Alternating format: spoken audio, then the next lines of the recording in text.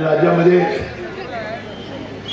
महाविकास आघाडीची सत्ता आली त्यामुळे चांगली गोष्ट आहे। आपण शांततेने साहेबांचं घटना घडली म्हणजे आजारी सुरू झाली आणि वडील राजाने आशीर्वाद दिला।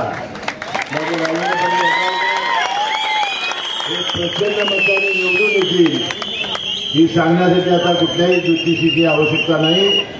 आणि निवडून आल्यानंतर गेल्या वेळेला कशी त्याला लॉटरी लागली, यावेळेला मंत्रिपदाची सुद्धा त्याला लॉटरी लागल्याशिवाय राहणार नाही।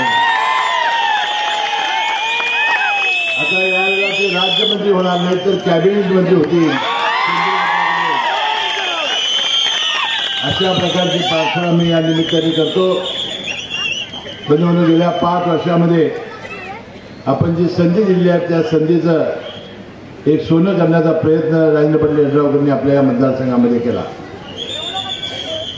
अनेक वर्षामध्ये आपल्या विभागातील विविध विकास कामाच्या लोकार्पणाच्या निमित्ताने उद्घाटनाच्या निमित्ताने यड्रावकरांच्या बरोबर मी आलो आणि जेव्हा आता त्यांनी भाषणात सांगितलं की 1900 कोटीचा निधी गेल्या 5 वर्षाच्या मतदारसंघात त्यांनी आणला।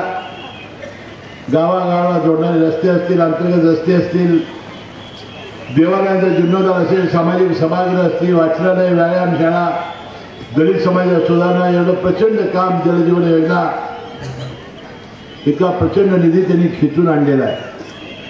बंधूंनो, पुढच्या काळामध्ये त्याला आपण संधी दिली तर या शिरोळ मतदारसंघाचा कायापालट करण्याचं आणि चेहरा मला बदलण्याची सुद्धा कामगिरी ते केल्याशिवाय राहणार नाही याचा विश्वास मला या निमित्ताने